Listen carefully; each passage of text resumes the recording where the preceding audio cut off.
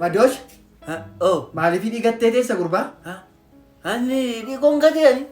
Ay dhiigoo. Ani sambuusa irraan taa'e. Dhiigoo. Hidhii kanan siin jedhe gatteen taa'iin gurbaa afaan banteen taa'iin titiisna afaan si buutiin jedhe. Isa kanadha. Kun dhiibee Ingiliffaan hima. Noos jedhama. Noos. Noos jedhama kun. Beekaa malee. Lip jedhama gurbaa. Anuma san baranne wayyaa sirraa. Amma na yaadachiise malee sammuu koo keessa. Baay'ee kana. Gurbaa hidhicha deebison. Deebisi gurbaa hidhicha. Ati hidhicha siin qabattu barumsa siin qabattu kana waaqayyo maalirra ga'eenani. Yaani timirtiin isaan galuu fi kanaa fi maal godhan kana.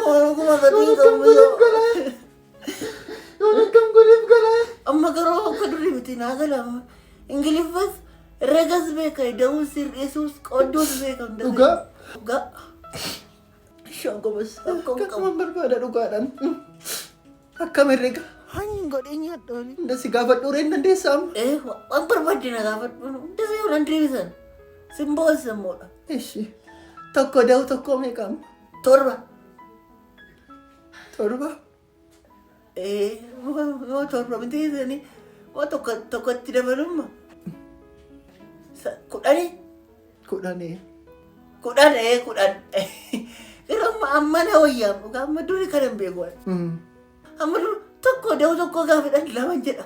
Waan tokko hin beeku amma gara tokko da'u kudhan. Shoo gaddeebitu ko. Maastamarii moo mokonnoontu ati hin dandeessu foggisoodha.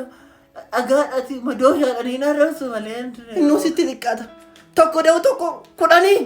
Tokko da'u tokko lama gurbaa. Lama. Kana maalaan godhatte? Afaan koo keessaa dhufte beekama. Qaba afaan kee.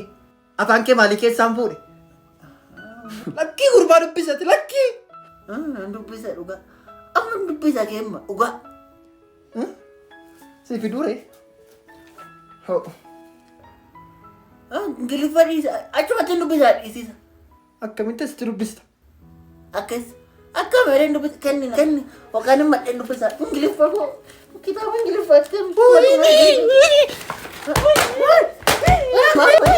Hambanaa galee. Jadi kan Ingiliffa. I, this, I bro, I sister.